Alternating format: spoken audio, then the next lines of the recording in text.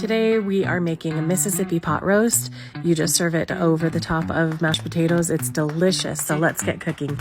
So first you're going to start with a chuck roast, and you're going to put a little bit of oil in the pan, and you're just going to sear it on all sides, including around the edges, and then set that aside.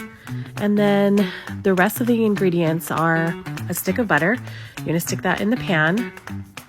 And then we have baby carrots, a whole chopped yellow onion, a can of pepperoncinis, a package of beef stew and au jus gravy, and then a can of tomato sauce. You see 2 of everything here just because I doubled it, but you don't need to double it.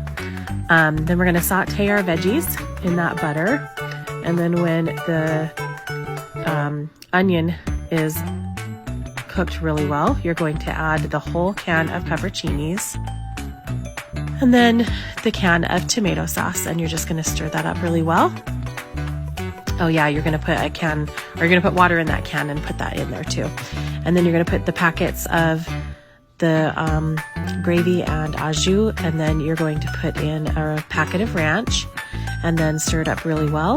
Then you're going to stick that roast into your crock pot, and then you're going to pour the veggies over the top of that, and you're going to cook it on low for 8 hours. And then you're just going to shred the meat, and that's it. Delicious.